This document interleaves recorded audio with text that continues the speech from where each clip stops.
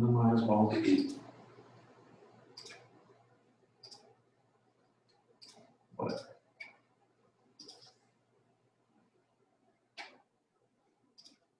How's everyone doing?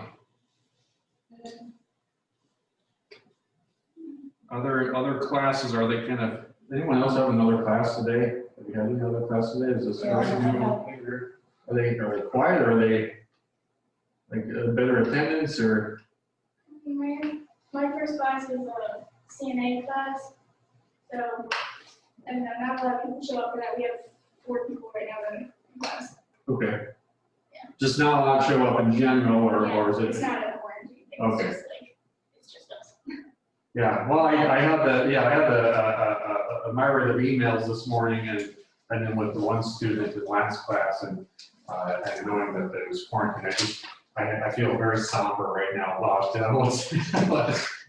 class. But I suppose it's also that time in the semester too, right before midterms.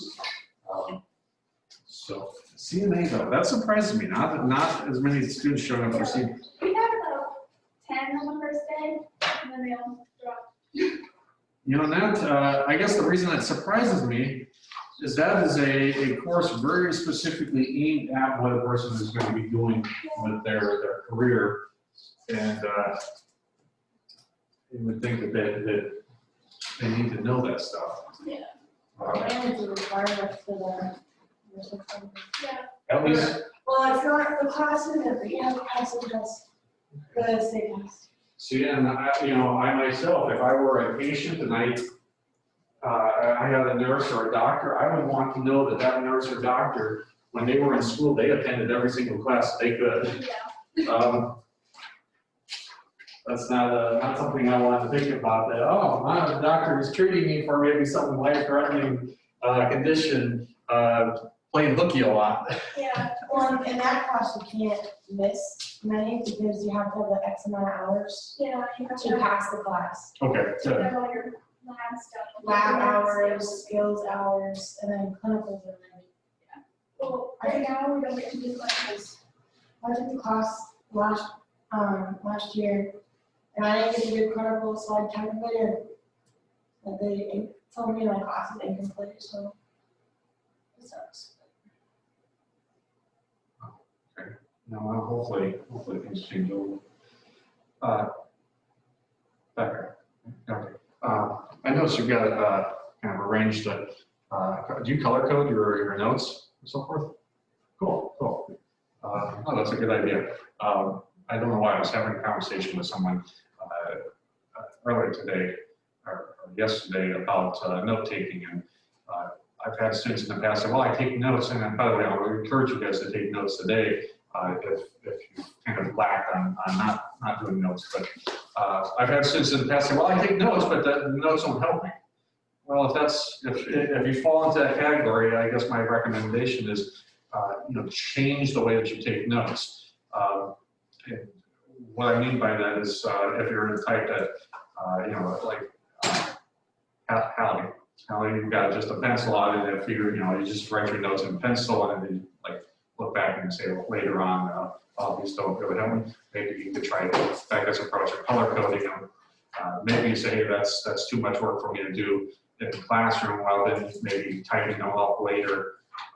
You've got your laptop, so maybe you type your notes. I write down colorful pens, I just have it so I can see. And yeah, when I was in college, I remember sometimes I would type my notes, sometimes I'd write them down. I think for me, I always liked writing them better. But again, it depends on each person's own study habits. But the reason I do recommend notes today, and part of it, you'll be doing interviews, and a good way of conducting interviews is simply be taking notes as you interview someone. So probably a good idea to just be in the habit of taking notes. Second of all, some of the stuff I want to talk about today with these interviews and with this next essay, I want to try to avoid some complications that I've had in the past with students who have kind of done the same essay. So that way, no one in here turns an essay and then becomes one of my examples of what not to do in the future.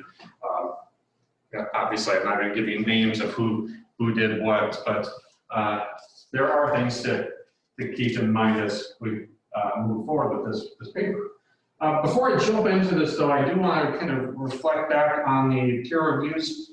The way that I did the peer reviews for this time, since everything is online and it's through peer reviews through comments, I could not think of a way to attach feedback or feedback with the grade so that it was private with each student. Obviously, I don't want to just put feedback and then everyone can see, everyone in the class can see that. So if you have any questions at all as to why you have the grade that you have with the review, talk to me right after class or before class or whenever, and I'll be glad to kind of go over that with you. Even if you maybe don't have questions, but you just want to know if the feedback was in fact kind of what I was looking for, or if there's ways that you could improve it, because we'll do peer review again at least 2 more times before the semester's end. So I'd like to talk with you about that, but I'll do it kind of on a one-to-one basis.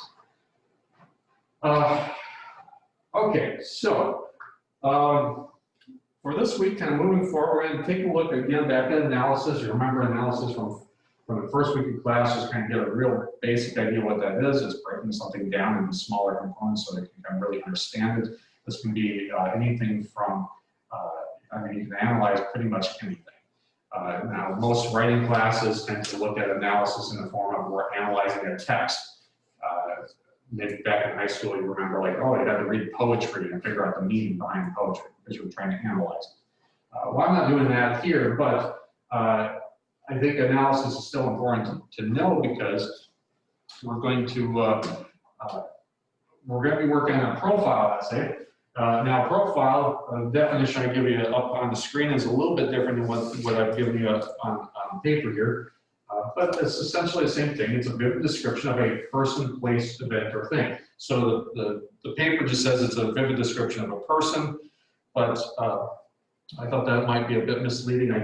It doesn't have to be just a person that you're writing about. You could decide that, hey, I want to write about the Humane Society of North Iowa. I want to write about the Historical Society in Iowa Falls. I want to write about Ellsworth, or I want to write about Ellsworth women's basketball team, or I want to write about the day in the life of a nurse practitioner at such and such hospital, or something like that. You can certainly write more than just a person, or you could write about a place. Maybe say, hey, I want to write about, in which case, sorry, I was thinking of, yeah, the nurse, you know, you may interview one, if you're writing about a day in the life of a nurse, you're going to interview maybe several nurses and then kind of find commonality between all of them. So you're not necessarily writing about one person, but kind of what does everyone who goes into that workforce experience. So, in which case, you're going to be doing quite a bit of analysis with that profile.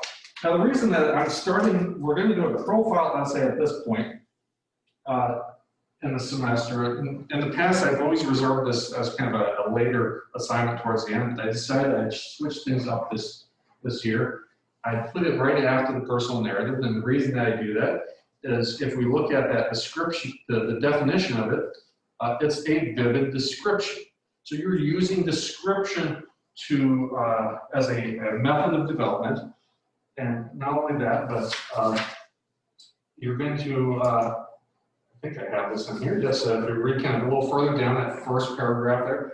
It says, instead, you should attempt to appeal to the senses of the reader, so the description, and use narrative. So you're going to, just like the personal narrative where you use description, you use storytelling, you're going to do some of that with this paper as well.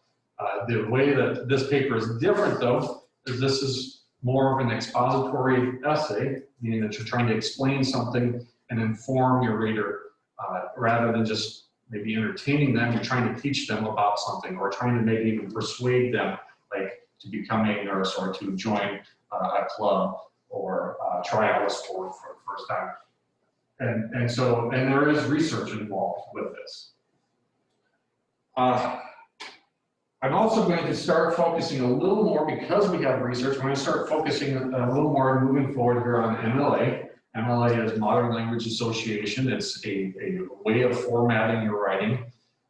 So that way, if you write a paper in my class, you write a paper in someone else's class, whoever is looking at that essay can identify key components of it. I know where to find the title. An MLA paper, the title is always at the top of the first page. I know where to find your name or the name of the class, or when did you write this essay. That's always on the first page, top left corner. So you notice that you've already kind of been doing some MLA formatting in class. I just haven't exactly called it MLA just yet, but you've already been doing some of that with the last essay that you turned in. I asked you to have it double spaced.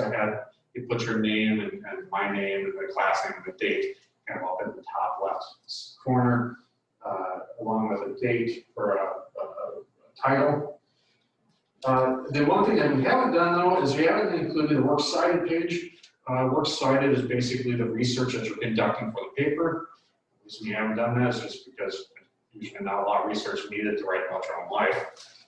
But now as we go to write about maybe someone else's life or a history of a building or a location, you'll have to do some research.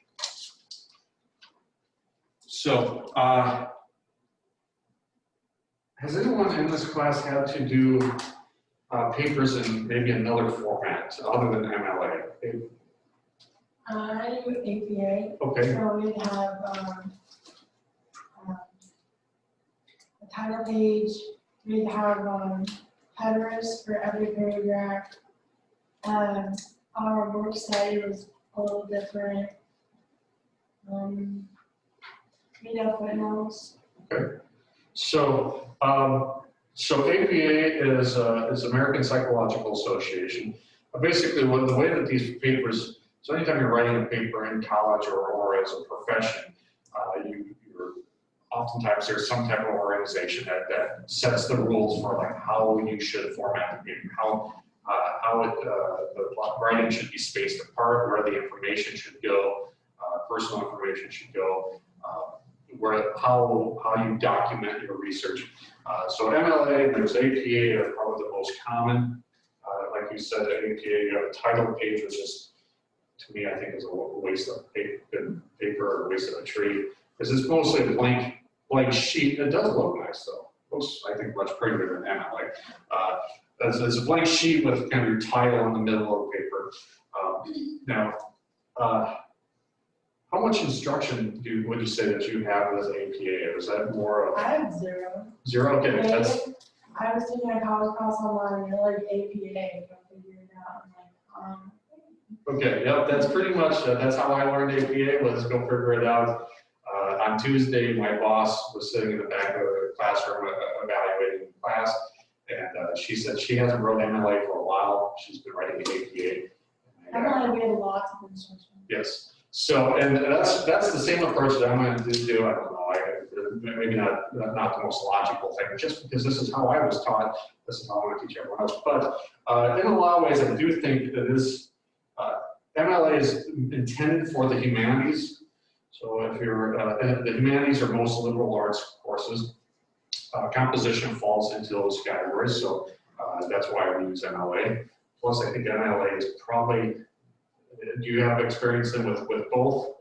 More experience in MLA, 3 classes how to write MLA. What do you think is easier? MLA, because you don't have to have footer or like as much headers and footers and the title page is a little tricky. Yeah, you really have to kind of know how to use Microsoft Word or Google Docs. So you have to know how to use your word processor more so I think with it. Which again is why I teach MLA. So I'm not trying to cheat anyone out of, I say, hey, you may use APA more, but we're not going to learn that. it's much easier to teach and learn MLA to begin with. But you know, if I just throw this out, if you're in another class, you're required to teach, use an APA, just let me know. I can work with you kind of individually on that. Good pictures on Google. So, but well, Adam and I think is a good start to kind of look at how to do research. So, of these papers, then we're going to compose for this week. We're going to compose a proposal essay, which is I don't want to say an essay, a proposal. So what are you going to research and why? You're going to give me some interview questions. And we do have some reading here, how to conduct an interview, a couple of essays in the Bedford Reader, Football Matters and Earthquakes. Now these, both essays use a lot of analysis in them. I wouldn't strictly say that they are profiles in entirely of themselves, but they certainly use a lot of the kind of profile approach, writing about first one kind of writing about football fans for Alabama University, and the other one about how Californians, their kind of coexistence with earthquakes. Okay, but what you have in front of you, steps 1, steps 2, I guess I should probably share my screen here.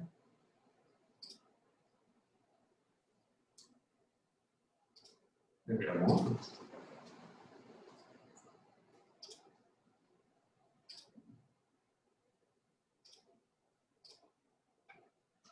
Okay, so you have steps 1 and step 2. So unlike last essay, I gave you 1 step at a time. This time we're going to combine a couple. The first step, you're going to be writing a proposal letter, in which case you need to come up with in advance, it's 250 words, about half a page, of what do you plan to write about. So maybe you say, hey, I want to write about my coach. More particularly, I want to say, rather than just giving your reader an entire life story of your coach, you say, we want to know, how does the coach draw upon his or her college experiences as an athlete to help other athletes improve? Or maybe you want to just simply know what, how does your coach develop teamwork? What strategies does coach do to increase teamwork? Maybe customer service, you write about a local business. How do they attract customers? Or what does a local business do? Maybe how do they know how to maintain inventory and balance their books? You want to figure, rather than just telling us everything there is about that business, you do want to narrow it down a little bit here towards a particular set. And which, that's what the proposal is going to do, is kind of tell me what exactly are you writing about, why do you find that topic interesting, that subject interesting, why do you think readers will find it interesting, and what do you think that people are going to want to know most about it? So, then in addition to that, as I said, you're going to have to do a couple interviews. I would like to know in your proposal, who do you think that you might interview? Why do you think that those people are going to be good sources for interviewing? And what additional research might you have to do prior to the interviews? Now, when you actually write the paper, the only thing I'm absolutely going to be adamant about with the way that you document research is the interviews. Everything else, I can allow a little more gray area in terms of saying, hey, I don't know how to document or how to cite a website. Or I don't know how to cite a business brochure or an employee handbook. That's okay. I'll allow that to slide a little bit. It's the interviews, you're going to have to know how to cite accurately, and don't worry about it. Those are super easy to cite. That's why I'm requiring those in there. So, But we'll get there, we'll get there. So for now, for this Sunday, it's proposing what you're gonna write about, and then following that up, you're only doing this once, you're only writing one proposal, and then immediately in that same document, give me 10 questions that you think you may ask one of those people, one of those two interviews. Now, you can do more than 2 interviews, you can do 3 or 4 interviews. You can ask more than 10 questions, but I'm just grading on 10 questions. And the only reason I'm doing that is just to motivate everyone to not sit on this and wait, to kind of till the very last minute, and then find out you can't get an interview with someone because they're busy. This is kind of a prod to make sure that you're moving forward, you're progressing with this assignment. So, plus it's better to think of those interview questions in advance before you actually get to the interview. Okay, I'm gonna take a look here real quick about, we'll look a little more in depth here with the profile, and then I'll give you kind of a chance to ask some questions about this. When you profile, as I said, you can profile a person, a place, some type of activity, some type of event. Maybe you say, hey,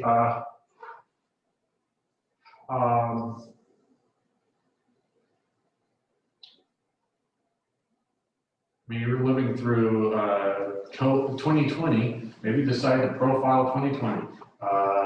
What's it like to live at this point? What's it like to be a college student right now? I don't know. That's a possibility. I could profile when I was in high school, 9/11 happened. Maybe I could profile that event.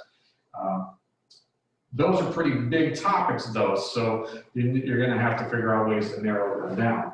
Another thing I might choose to do is, if there's a hobby or an interest that you have that involves other people, maybe that's something you decide to profile. So like if you like to fish, you decide you're going to write a paper about fishing and why people fish, or what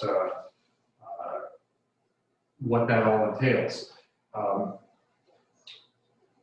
If you're a member of a church or some other religious community, why?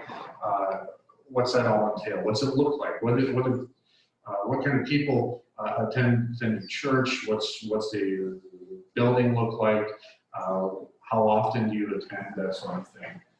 Myself, I'm a big nerd. I've played Dungeons and Dragons for years since I was a young teen. A lot of times when I tell people that, they ask me if it's a video game or a board game, to which I have to say, no, it's not. So maybe I would profile that. What exactly is something like Dungeons and Dragons? Basically just a bunch of people getting together to tell stories and rolling dice. A place, you could talk about a building, you could talk about a campus.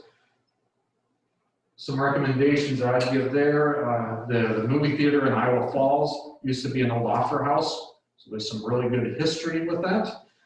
They have a website that actually talks a little bit about that history, so there's some initial research that you could do is just simply looking at that website. You could write about maybe this building. This is the oldest building on campus. Early this morning, I just walked around the outside of the building because I thought, if I wanted to write a profile about this building, I think it would be a good idea before I did anything, before I talked to anyone for an interview, just walk around the building, take a look at it, see what I can observe. I was trying to find, a lot of times they put the date that the building was built stamped somewhere outside. I couldn't find that. So I have no idea how long this building has been here. But that was, I found interesting that was not stamped into the side of the building. So maybe I'd ask that during an interview. When did this building, when was it built? I also noticed pay attention to this when you leave the building today. Right above the front door, if you've never noticed, it says Ellsworth College Library. This used to be an old library. Then, look at the color of the bricks compared to all the other buildings. Even though this is the oldest, yeah, you can't tell on the inside, but there's kind of a washed out red color, kind of I don't know how to describe that color, kind of washed out, chalky red. But if you walk out and you look at the red bricks on this building, they're like fire engine red. You know, a building as old as this compared to all the others, why did it have so much more color to it? But so those would be things that I might want to include in my profile if I'm writing about this particular building. Now, profiles, I love profile essays because you can do so many things with them. One, you get to tell stories, you get to write description, and you get to kind of inform or persuade someone about a topic as you write on. Second of all, it does not have to be, with your personal narratives, you wrote in first person. Most likely you wrote in first person point of view. I did this, I was, you know, I, me, we, us. Most of your college essays are going to be in third person. You're going to take yourself completely out of the writing and only use he, she, they, them, it. And the reason for that is because a lot of times in most college writing, you're just trying to present the facts. You're trying to take out your own personal opinion or bias, so that way you can show to your reader that you're objectable and that you're thinking objectively about. Now, interestingly, with profiles, you can take either approach. You can include yourself in the writing, or you can take yourself out. So if you look at any journalistic article out of the newspaper, you almost never see the journalist including him or herself in the story. They're just telling you the facts. They never say, hey, when I interviewed this person, I thought this. Never do that. Anyone familiar with Fear and Loathing in Las Vegas? It's a movie, originally it was a book. Okay, so you got a little bit of a heads up. What do you, I just have to ask, what do you think of it? Oh, I love it, yeah. So it's based on a book by the same name by Hunter S. Thompson. He was a journalist for Rolling Stones magazines back in the 60s, 70s, something like that.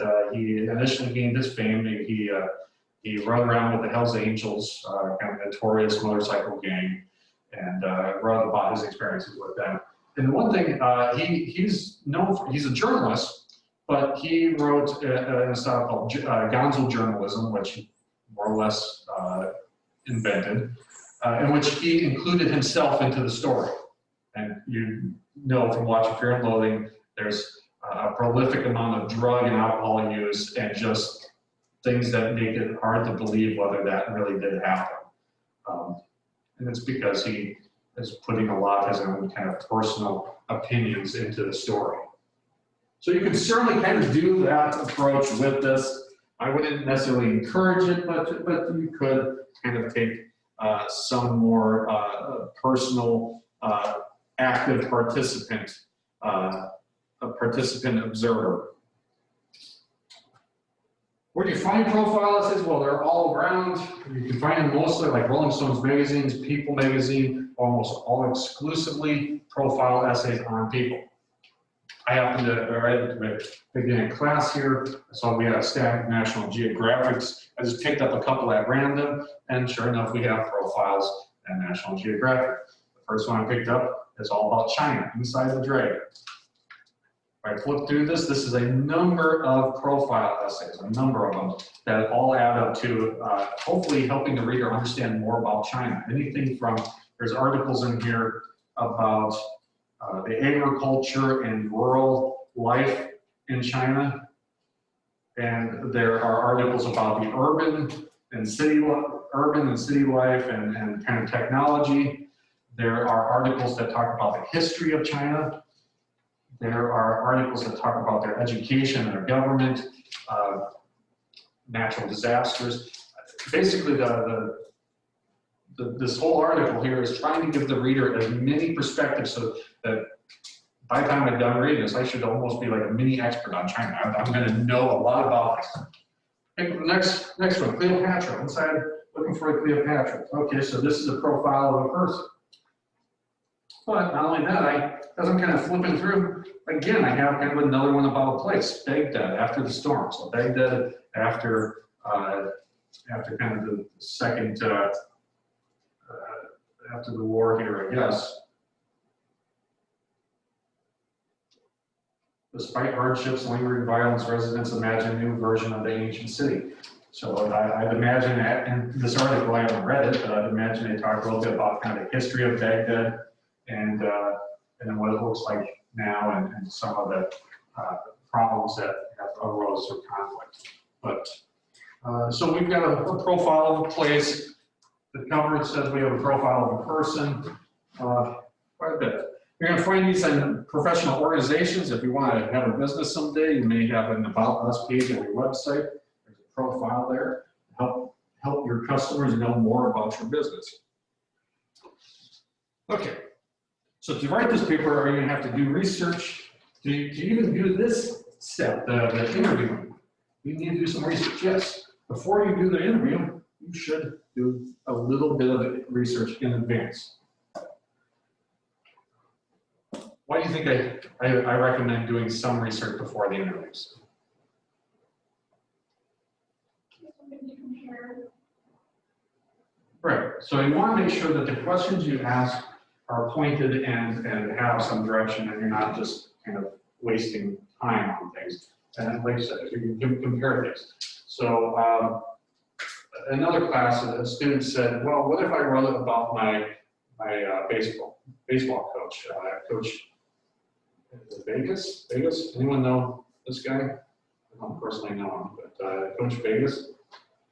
I hope I'm saying his name right. Anyways, it's okay. I bet you we can find out some stuff about him before you go to the interview. And which I simply, I'm not gonna pull up now, I'm gonna take time, but I went to the school's website, I went to the athletic page. From there, I went to baseball, and then from there, I went to, I could find the name of the coaches. I found his name, and I clicked on it. And sure enough, it gives a little bit of background about him. And it says that he's from Puerto Rico. I think that's originally where he was born and raised. Now, if you read that on the website, would you then ask him in an interview, where are you from? No, I mean, that seems silly. Why ask a question that's you can find the answer elsewhere? Instead, a better question might be, oh, I read online from the school's website that you're from Puerto Rico. When did you move here? What challenges, what difficulties did you have moving from one country to another? And was this strictly because of your profession or your love of baseball or whatever? Or were there other reasons? There's a number of different questions that you could ask that are going to give you more of a conversation and a stronger answer than just simply, where are you from? Especially if you can already find that information out elsewhere. So if you're going to profile a business or something, look up see if it has a website. See if it,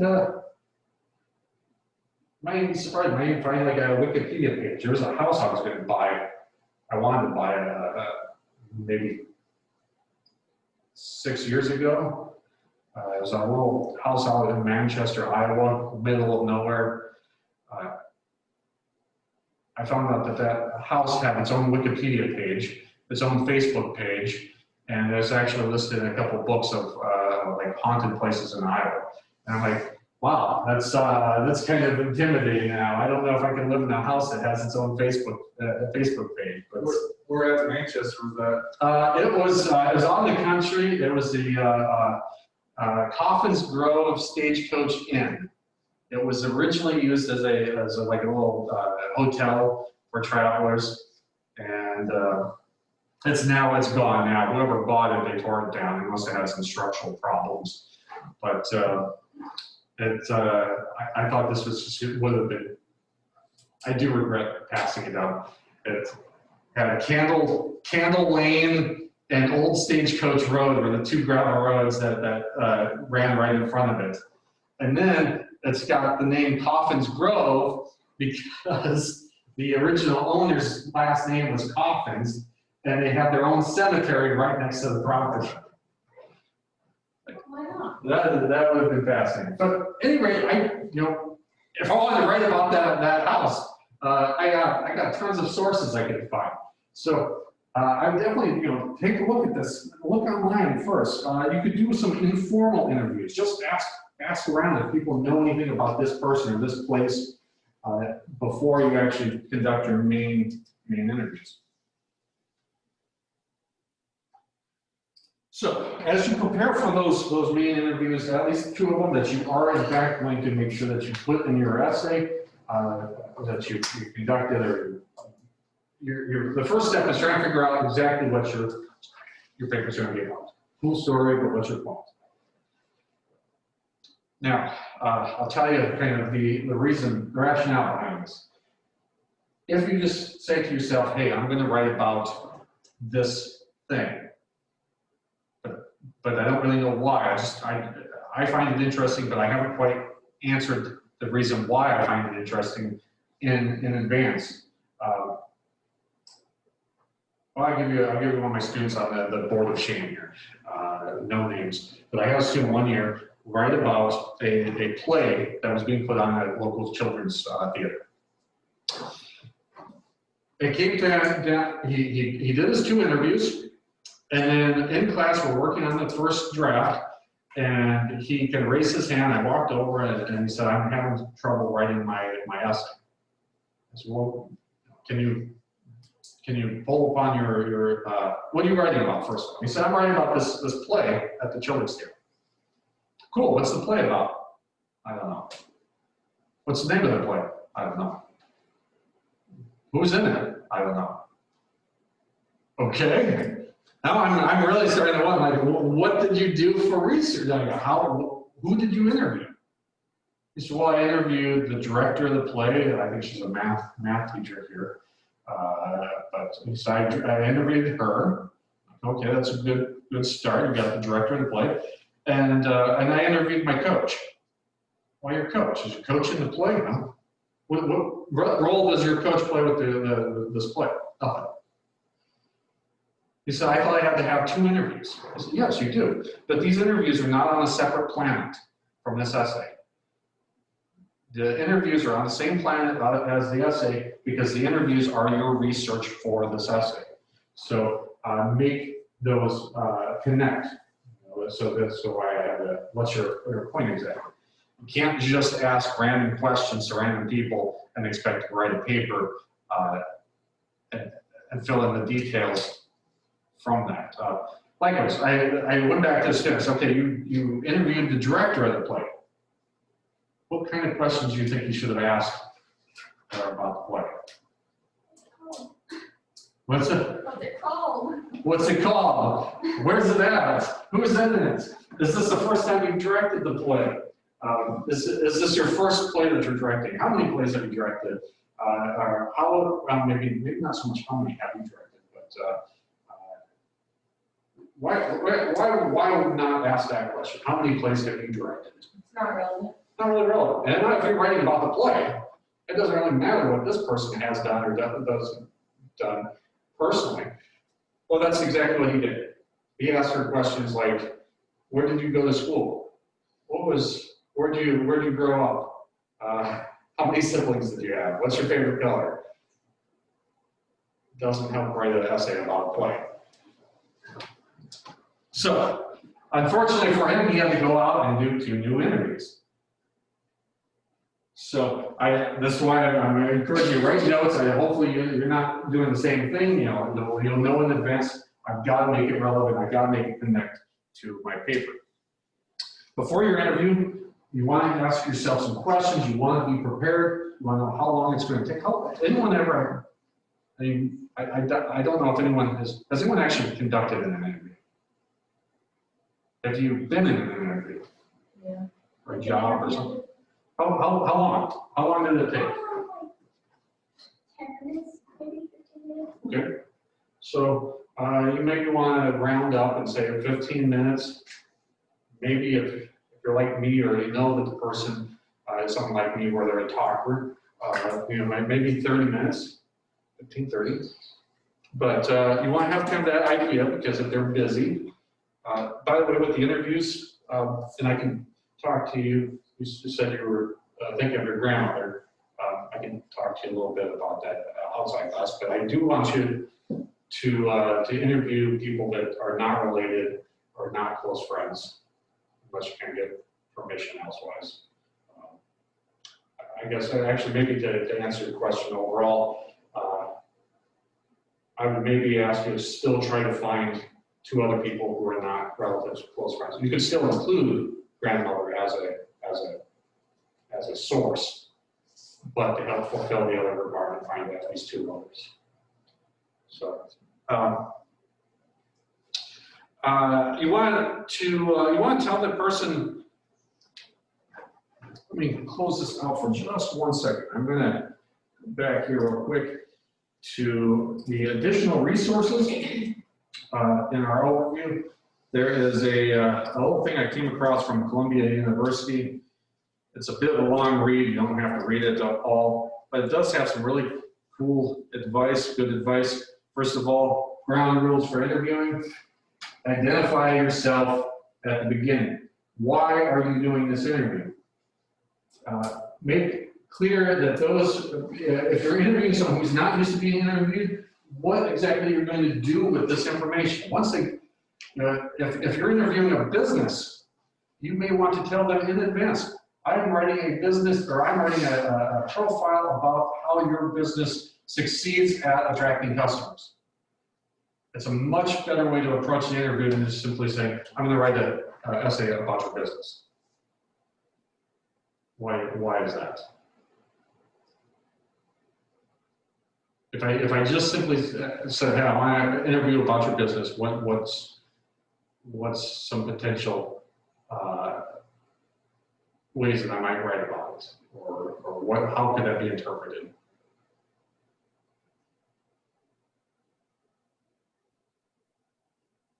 Anyone ever refuse to ever go back into a business? You're like, man, I'm had such terrible customer service, I'm never going to go back in there, but I'm going to write a review about them, or I'm going to, let other people, so maybe a business owner might be worried about that. You're going to say bad things. So you want to give them a heads up of what you're going to do with that information, and kind of the approach that you have.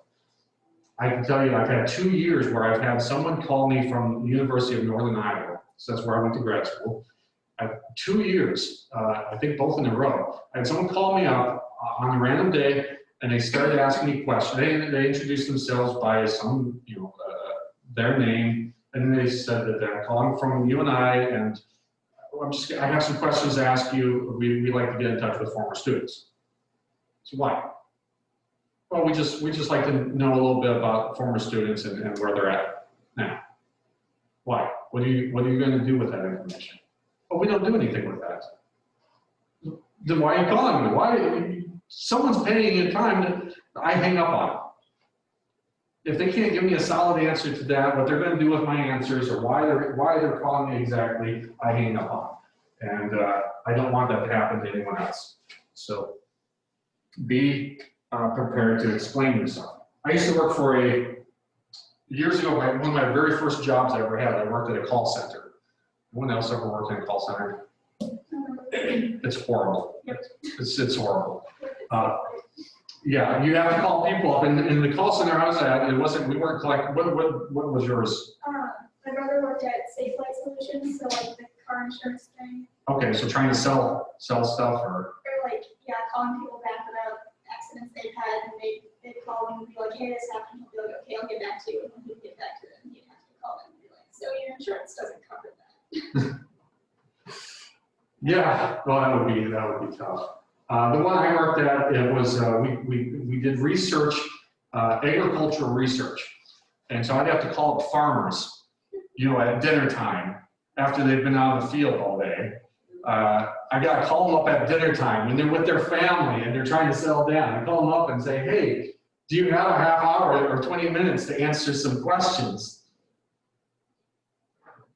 I'd hang up on me, they'd yell at me. It was not a good time. Again, you're probably not going to run into that problem, but if I could have controlled the situation, I wouldn't be calling them at dinner. I didn't have a choice. That was my job.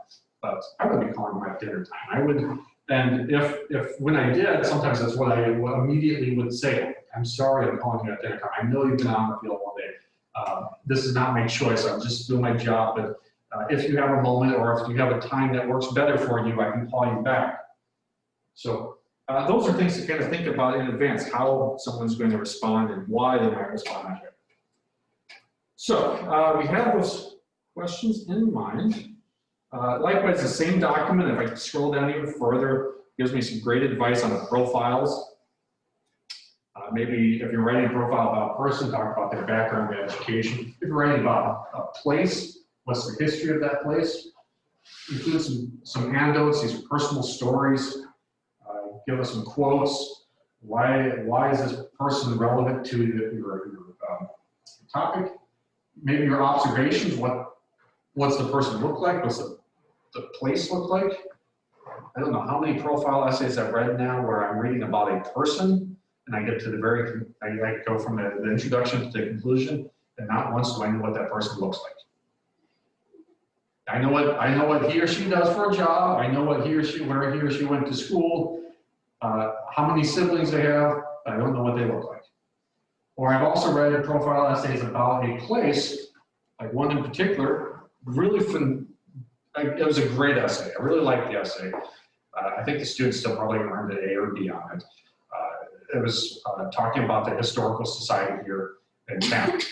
Like, this is a great paper. And I was really persuaded by the end of the paper, like, I need to go visit them. I need to go see the historical society. I need to become a member because it just sounds really phenomenal. Problem is, I have no idea where it's located. I don't know what the building looks like. Nothing of the most consequential need to know information. I don't know. So be sure to include those kind of observations. And then a news peg, I had to look this word up. I don't know what a news peg is. It's basically what makes it interesting to your readers or what makes it timely and important right now. So I guess this relates to if you're a journalist and you're writing a story that may take you months to write something, why does the audience, why does the general public care about it at this point? That's not so important if you, it doesn't have to be newsworthy, but I do want you to think about why it's relevant to your reader. Okay, just a couple last things, give you a chance to ask questions and to actually work on this. Focus your questions on a way to extract a thesis from it. The thesis statement is the main point behind your paper. What do you want your readers to know? What kind of, what's the main purpose behind writing this essay, other than, oh, I have to write an essay? Don't waste your time, don't waste other people's times with asking questions that don't relate back to that, that are not going to give you, if you're writing about a play that's being put on by a local theater, there's no reason to ask personal questions of the person you're talking to, unless it directly pertains to that play, that topic. Now that said, that doesn't mean that you can't ask some of those questions on occasion as more icebreakers. Last class I had a student who was looking at writing a profile about her husband's tree. Her husband owns a tree service business. He's a co-owner, and she was looking at writing about this business and how do they attract customers, or how do they promote themselves. In which case I said, this might be kind of humorous, it might be kind of a fun question to ask, is when you go to interview the two owners of the business, maybe ask them, if you were a tree, what kind of tree would you be? It's a really ridiculous kind of throwaway question, but it might actually work out really well in terms of, maybe if you're writing about how does the business attract customers or how do they market, and one of the owners says, well, I would see myself as an oak tree because oak trees are really strong, and no matter how strong the winds are or how cold the winter is, the oak trees, it stays there and it's pretty solid kind of tree. I don't know if that's true about oak trees or not, but if that's the answer they give, oh, that's really good. Like, I could connect that with the way that they attract customers in the sense that it doesn't matter what the market looks like, doesn't matter what the condition is. That's their selling point to their customers, that they will be around, they can be counted on. So it doesn't necessarily, you can have some throwaway questions in there. They may not be throwaway by the time you're done, but don't make it too dry and stale. Let's see. Let's go back here real quick, back to the readings. How to conduct an interview from Scholastic, gives some good advice.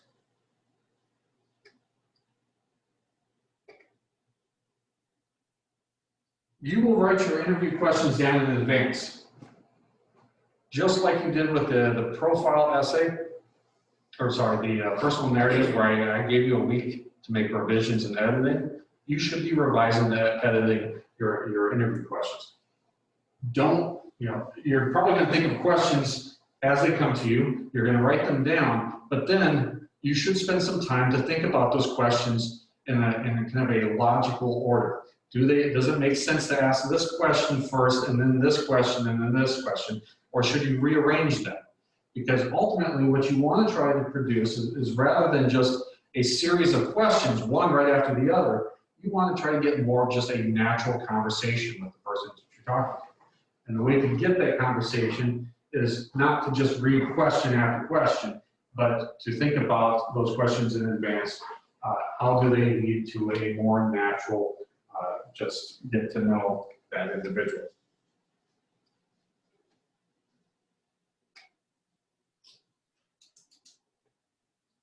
Okay, why can I not get back to my, all right. Look at the surroundings. I talked about this before. Don't write one of those profile essays about a person and never describe what the person looks like. Don't write a profile essay about a building and never describe the building. So you want to include those kind of observations. My pictures here, I've got two business people. They may do the exact same job, but it appears one has got a lot more papers on the desk. They look kind of messy, disorganized. The other one seems much more organized. Those are kind of good little details to take note of while you do your interview, because those are things that you can fill your essay with.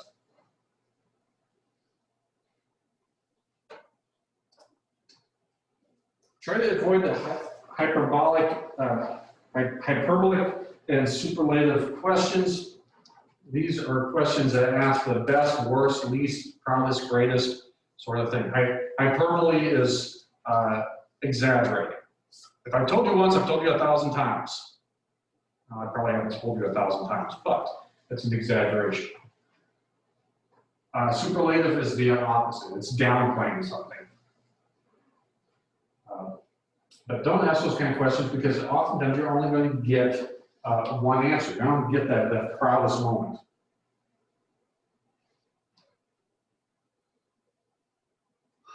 Okay. That's really all I have at the moment here. Everything else is going to be post-interview, right, which we can talk about next week. This Sunday, steps 1 and 2, so by this Sunday I need a proposal, what you're going to write about, and at least 10 questions. I would also encourage you, if you have an idea of who you're going to interview, at least one person that you have. You should have that figured out by Sunday. Today or tomorrow, call that person up or stop by their office or wherever and ask them if they have time available next week. Set the interviews up for next week. Don't wait. Now, you don't have to have the questions, you don't have to have all the questions done. You only have to have 10 questions by Sunday, this Sunday. And in which case, if you set the interviews up for next week, that gives you time to make further preparation. The reason I suggest doing that today and tomorrow, so it goes up, is so that, again, if the person is very busy, I know a student in another class talked about, I'd like to write a profile essay about the police department. Like, oh, cool, you could actually call and request to do a ride-along in the squad car. You could probably get a tour of the building, but you're only gonna be able to do that if you set the stuff up in advance. You probably can't call up and say, on Friday or on Saturday and say, hey, can I get a tour of the building today or tomorrow? Can I get a ride-along today or tomorrow? They're probably not gonna let you do that, so you need to kind of plan in advance for it. Do you have any questions so far on what's expected this week? Or what questions about a profile or?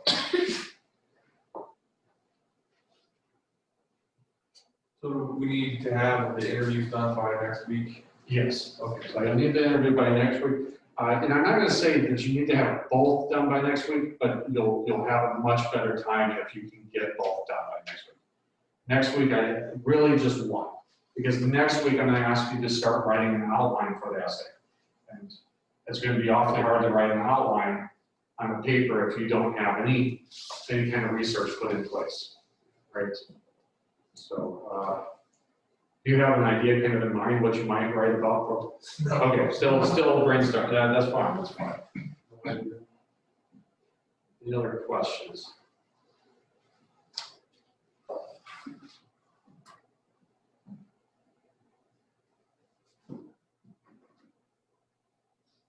Yes. I guess mine's more pertaining to like my topic versus like entire class. Sure. What is it? What's the question? So I know you said like not to write about like interview like your parents or anything. But my parents just recently moved to Florida like 2 months ago. So I wanted like for my job in the future, I want to do stuff in the conservation field, but like also like sort of like blogging about like going places. Okay. So and they met, like they actually learned from some of our family friends that someone from our town moved down there too. So I could get in contact with them, but I also would use like my parents as one of my interviews and like write about like the place they like moved to in Florida, like the struggles and stuff they went through, like Okay, moving there. so your profile would be more of what, just more of a profile of what it's like to move to a different state or different, okay. Yeah, you could do that. And then you may even look around, I'm sure a lot of your classmates here, they're from out of state. And so you could talk to them. I know it's not a permanent move, but kind of or there's even probably instructors here who have moved. So again, if your topic is about moving itself, then it shouldn't have to be just moving to Florida or just, but yes, you could, I'll let you interview your parents then in that regard. But to kind of expand the scope of your paper to be a little more inclusive of different perspectives, I would look for moving elsewhere other than just Florida. Because one of my roommates is from France too, so I Okay. can email, or I can talk to her, interview her. Sure. Sure. That makes sense, so I'm saying that the other, but yeah, you could do the parents there in that case, but you have to kind of add a little more to the paper, look for other avenues as well. And of course, some of your preliminary research, I'm sure you can find some good websites or blogs or things like that online that talk about the same kind of thing as well. So you might be able to see like look online, see what kind of some challenges that people face in moving, and then you could put those as questions to maybe your parents or to your roommate and say, like, this is a typical challenge that someone encounters, like moving somewhere and, I don't know, I have no idea what a typical challenge would be for moving somewhere. Not having any immediate kind of friends that you can go to if you need someone to watch your house or something like that. I can see that as a problem. Like I have cats and dogs, if I leave town, I've got to have someone that I know and I can trust. Whereas if I moved out of town to a new place, that would be a challenge for me. How do I go on any kind of vacation? How do I do anything? So you could certainly ask a question like that. Like, oh, this is a typical challenge of not, since you don't know anyone, how do you get around those kind of, that makes sense? Other questions? Yeah, what I'll do, I'm gonna stop my video here. And, oops. And